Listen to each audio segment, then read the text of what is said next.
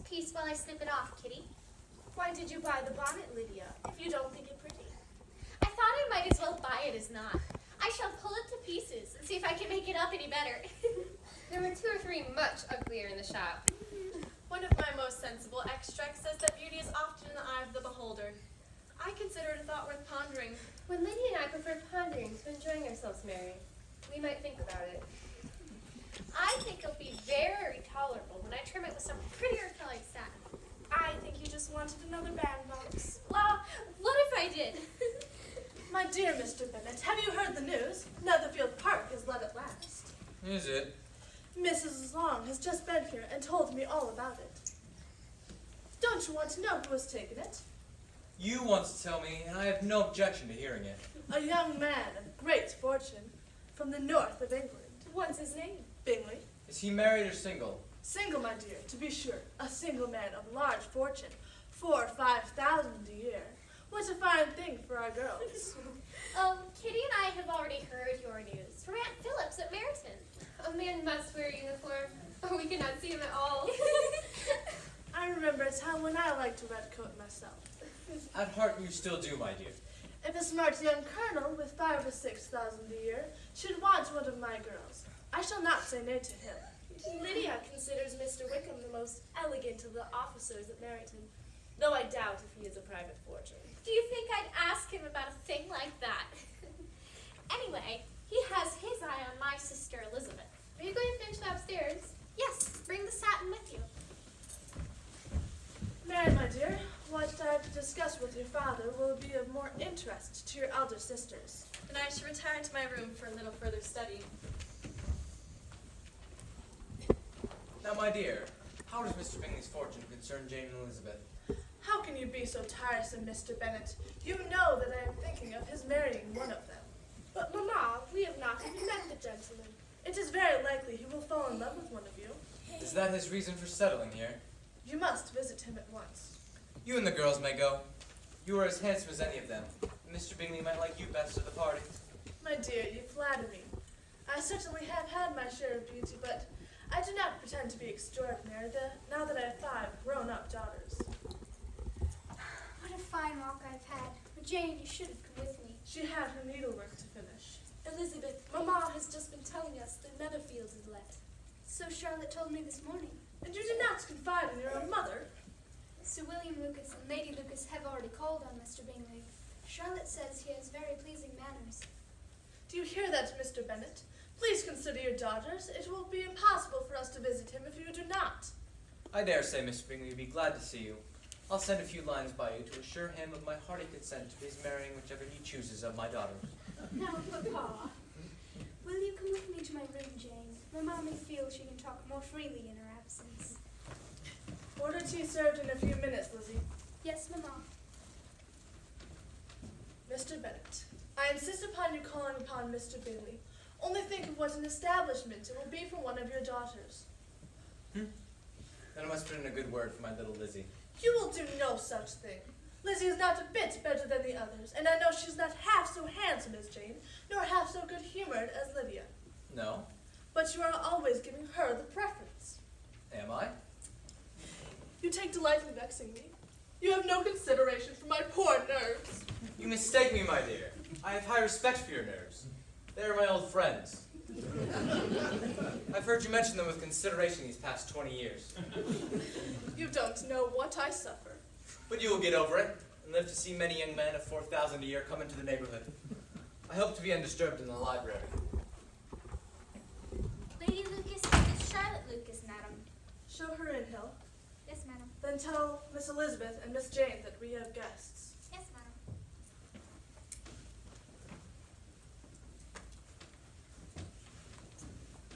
How nice to see you, Lady Lucas. And Charlotte, my dear, how well you are looking. We have but a short time to stay. Oh, don't say that, when I've been looking forward to such a nice long chat. I thought you would be interested to know that we have called upon Netherfield, and our call has been returned. So soon. How agreeable of him. I had hoped to see Elizabeth. Miss Jane and Miss Elizabeth are coming downstairs.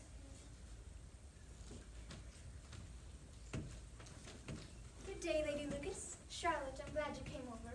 And I. How nice to see you, Lady Lucas. We were on our way to make other calls, my dear. Has Charlotte told you that she met Mr. Bingley? Yes, and that he asked her for the honor of the first dance when he gives his ball at Netherfield. How nice for you, Charlotte. It is only a gesture of politeness. He has not yet seen you, Jane. I'm distressed that Mr. Bennet has not called. A most pleasing young man, I hear.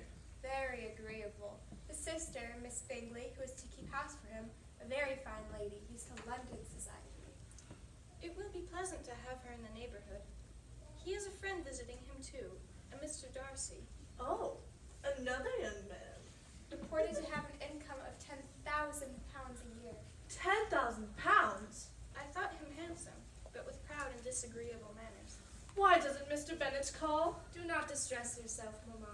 No doubt we shall meet him at the assemblies. I must prevail on Mr. Bennet. Indeed you must.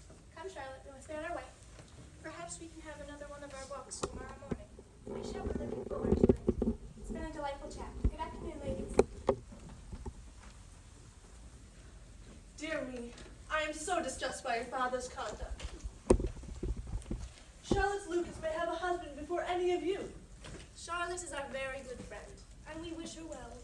Lady Lucas is a selfish, designing woman, and I can see plainly that she schemes to marry Charlotte to Mr. Bingley. Nonsense, Mamma. Charlotte has a mind of her own, and so no doubt the young man. How can your father upset my poor nerves like this? I hope, my dear, you have ordered a good dinner for today. I have reason to expect an addition to our family party. What do you mean? Lizzie, did you invite Charlotte for dinner? No, Mamma. The person of whom I speak is a gentleman and a stranger. It is Mr. Bingley. You did call on him. How unlucky. There's not a bit of fish to be gotten in the house. Jane Miller, summon Hill immediately. It is not Mr. Bingley. It is a person whom I have never seen before in my life. If you've never seen him before, how do you know he's coming? Your father speaks in riddles, purposely to vex my poor nerves. You will observe that I have a letter. I did not know you had a letter. You gave me no chance to mention it earlier. It came a fortnight ago, and I've already answered it. It is from my cousin, Mr. Collins. Pray, do not talk of that odious man. Mr. Collins, indeed. Can't you wait until you're dead before he turns us out of the house? My dear, there is nothing we can do that will keep Mr. Collins from inheriting Longbourn when I die. I do think it is the unluckiest thing that your estate shall be entailed away from your own children. It is the law, Mamma. I cannot bear to think of it. But when you hear what he has to say, maybe a little softened towards him. I'm sure I shall not.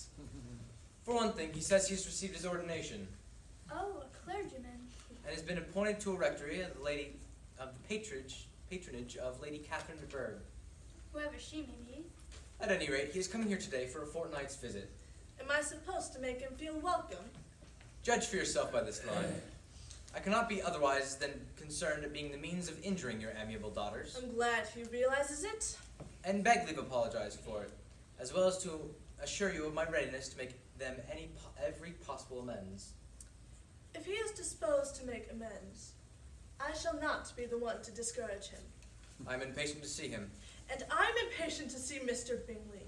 Why do you remain so stubborn in this matter? If it will relieve your poor nerves, my dear, I have already called upon the young gentleman. Oh, Papa, you have? How good of you. Thank you, my dear. This is Papa's idea of a good joke on us all. To call and to never say a word about it till now. And let Mamma tell him all about Mr. Bingley. Lady Lucas will soon see that Charlotte is not a whit ahead of my own girls. Mama! Mama! We saw it from the window upstairs. What are they talking about? The carriage from Netherfield. It's pulling up out front. A young gentleman is getting out. It must be Mr. Bingley. He's wearing a fine blue coat. A lady is with him, and another gentleman. Elizabeth, smooth down your hair. Yes, Mamma. Mr. Bingley, Miss Bingley, and Mr. Darcy. Show them in. Yes, sir. And Hill, bring in the tea immediately. Yes, madam. And tell Miss Mary to come downstairs. Yes, madam. Mary makes such a fine impression on guests. She is so very intelligent. Jane, my love, be composed as I am. We must not show undue interest. Yes, Mamma. Liddy and Kitty, remember your manners and tone down your voices. Resume your needlework, Jane. Men admire an accomplished woman. Yes, Mamma. Elizabeth, watch your sharp tongue. Yes, Mamma. My dear, I think for the moment your family is under control.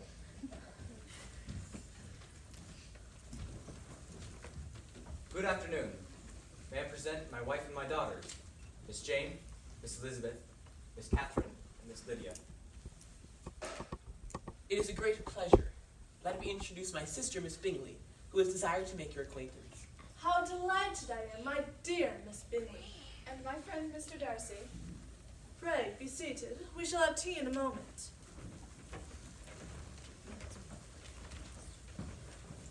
I hope you're well established at Netherfield by now. Yes, thanks to the excellent management of my sister, I'm looking forward to a pleasant stay. I cannot see that. Do not know of a place equal to that of Netherfield. You will not think of quitting it soon, I hope. Whatever my brother does is done in a hurry. If I should resolve to quit Netherfield, I should probably be off in 5 minutes. At present, however, I find my surroundings quite charming. I cannot abide the country. One moves in such limited society. But people themselves alter so much that there is something new to be observed in them forever. I cannot see that London has a great advantage over the country, except for the shops. The country is a great deal pleasanter, is it not, Mr. Bingley? When I am in the country, I never wish to leave it. And when he is in town, it is pretty much the same. I can be equally happy in either. That is because you have the right disposition. But this gentleman seems to think that the country is nothing at all. Indeed, Mamma, you quite mistook Mr. Darcy. He only meant that there is not such a variety of people to be met in the country as in town. I know we dine with 4 and 20 families. Did you know the officers are stationed at Meryton, Mr. Bingley? La, what fun we have with them! You know how a young girl fancies a red coat. I was once that way myself. Indeed. I understand you have met Miss Lucas. I have called upon the family. What a wonderful gentleman Sir William is. So much the man of fashion, so genteel, so easy. He certainly is. He has something always to say to everyone. That is my idea of a good breeding. But those who fancy themselves very important and never open their mouths quite mistake the matter. Charlotte was here this afternoon. You just missed seeing her. What a wonderful young girl Charlotte Lucas is. Such a pity that she is not handsome. Not that I think she is so very plain. She seems a very pleasant young woman. Oh yes, of course. But you must admit, she is very plain. Surely, my dear, you can find some subject of more interest to our guests. But Lady Lucas has said so herself, and envied me Jane's beauty. Mamma. I do not often boast of my own child, but to be sure, Jane, one does not often find someone better looking. They're quite right. My third daughter will be down presently. Mary is a clever one, always reading and writing, as well as constantly practicing on the piano. What fine weather we're having, Miss Bingley. I find it still a little cool. Maybe you were right. Part of my purpose in calling here today was to invite you all to a ball at Netherfield. It is to be held a fortnight from now. Oh, Kitty, did you hear that? I do hope you will invite some of the officers. If it will please you. Miss Lucas has promised me the first dance. Will you do me the honor of promising me the second? Thank you, I will. What a fine thing dancing is for young people, Mr. Darcy. Yes, and it has the advantage of being in vogue everywhere. Every savage can dance. May I present our daughter, Miss Mary, Miss Bingley, Mr. Bingley, and Mr. Darcy. I'm sorry I was not present when you called. I've been reading. Indeed. One finds such comfort in a good volume of sensible thoughts. Mary is a clever one. What a delightful library you have at Pemberley. It has been the work of many generations. Elizabeth, too, is fond of reading. You two should have a great deal in common. I'm sure we never read the same books, nor with the same feeling. If you will excuse us now, you spoke of having to write a letter to your sister. Yes. Miss Darcy is such a dear girl. We all think the world of her. Do we not, Charles? I'm sure we'll like it here. I said you think the world of Miss Darcy, Charles. Of course, a nice child. We will look forward to seeing you soon again. At the ball, you won't forget. Be sure you don't forget. I'm certain that I shall not. You have given them a topic of conversation for days to come. Mr. Wickham. Oh, Oh, Kitty, Mr. Wickham is calling. How many callers we have this afternoon? Show him in, Hill. Yes, madam. The next time you call, you must take a turn in our garden. It is small, perhaps, but our friends say it is quite delightful. I'm sure it is. Mr. Wickham, have you met our guests? Mr. Bingley, Miss Bingley, and Mr. Darcy. We bid you good afternoon. Good afternoon. Mr. Wickham, I leave you to the tender graces of the ladies while I retire to my library. I'm charmed, I assure you. I shall continue with my extracts. I have come with an invitation from your sister, Mrs. Phillips. How nice of you. She would be pleased to have your daughters at our home for dinner tonight, and perhaps a game of lottery tickets afterward. Oh, Mama! Say we may go. So many of the officers will be there this evening. But we ourselves have a guest. Your father's cousin, Mr. Collins. Oh, he won't care to see us. We should be here to greet him. But Miss Elizabeth, I wish especially that you should attend. Thank you, but I think not. I shall go. You shall escort me there yourself. I shall go too. Do say yes, Mama. Very well. Mind, behave yourselves, and don't flirt with the officers. You know we don't flirt. Okay. Go get your wraps. I must see about dinner. We won't be a minute, Mr. Wickham. Mr. Wickham, don't answer if you find the question objectionable. But did Mr. Darcy acknowledge your greeting just now? He did not. I thought him very rude. Perhaps we are mistaken. He seemed a polite gentleman, though rather silent. Jane, you're too sweet. You never see a fault in anybody. I thought him very disagreeable, as if it would hurt him to open his lips. Are you much acquainted with Mr. Darcy? As much as I ever wished to be. I have no right to give my opinion. I've known him too long and too well to be a fair judge. You have? My father was steward of Pemberley, the Darcy estate, and the present Mr. Darcy's father had a deep attachment for me. And why does he ignore you? The late Mr. Darcy was one of the best men that have ever breathed, but his son is a very different sort of man. His abominable pride is quite disgusting. Military life is not what I was intended for. In fact, I was brought up for the church. Indeed. I should at this time be in possession of the most valuable clerical living, had it pleased the gentleman you were speaking of just now. You mean Mr. Darcy interfered? The living was bequeathed to me by his father, but is given elsewhere. How could his will be disregarded? Mr. Darcy chose to doubt his father's intentions. This is quite shocking. He deserves to be publicly disgraced. Sometime or another he will be, but it shall not be by me. Till I can forget his good father, I can never defy or expose him. What can have induced him to behave so cruelly? A thorough, determined dislike of me. Dislike I can only attribute to jealousy. I hadn't thought Mr. Darcy as bad as this. How can Mr. Bingley be friendly with such a man? Surely there must be some mistake. Mr. Darcy can please when he chooses. Your sympathy is very comforting to me. What could I do but sympathize? Do you notice my new bonnet, Mr. Wickham? Most becoming, Miss Elizabeth. Come, let's be off. I hope I shall see you soon, Miss Elizabeth. And you too, Miss Jane. Thank you. What did you think of him? Mr. Wickham? No, Mr. Bingley. What did you think of him? I thought he was just what a young man ought to be. Sensible, good-humored, lively, and I never saw such a happy manner. He is also handsome, which a young man ought to be if he possibly can. I'm quite flattered by him asking me for a dance. I didn't expect such a compliment. Why not? Lizzie? What could be more natural than his asking you? He couldn't help seeing how pretty you are. Lizzie, do you really think so? You have my word for it, and I give you leave to like him. If only Mamma. I know, dear, but we can't change Mamma. She will always be the same. The girls have gone? Yes, Mamma. What a charming young man Mr. Bingley is. And did you notice, Lizzie, how taken he was with Jane? I noticed.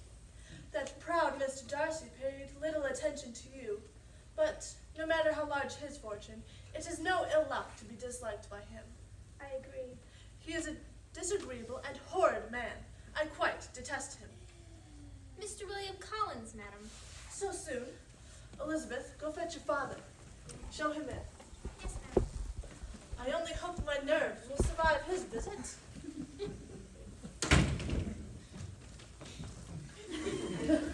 Ladies, Good afternoon, cousin. your servant, sir. I trust I do not intrude upon your good lady by my visit. Allow me to present my good lady and my daughter, Miss Jane. I am honored. Please be seated, Mr. Collins. Thank you. I trust you had a pleasant journey. Very pleasant, thank you. I'm looking forward to the pleasure of meeting your other daughters, for I've heard much of their beauty. How nice of you to say so. In the case of Miss Jane, fame has fallen far short of the truth. Indeed, that is what everyone says. Do not doubt that in due time you'll see them all well disposed in marriage. That is my greatest wish, Mr. Collins, for things are settled so oddly. My dear, let us not go into that. You refer perhaps to the entail of this estate. I do indeed. It is a grievous affair to our poor daughters, you must confess. Quite right, and I was thinking... Not that I mean to find fault with you, of course. I am sensible, madam, of the hardship to my fair cousins, and I can assure you I come prepared to admire your daughters.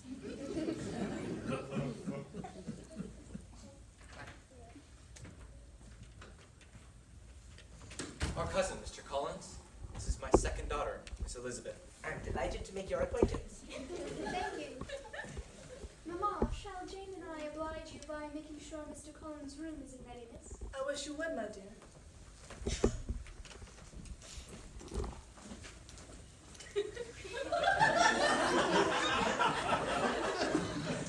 As I said, I came prepared to admire your daughters.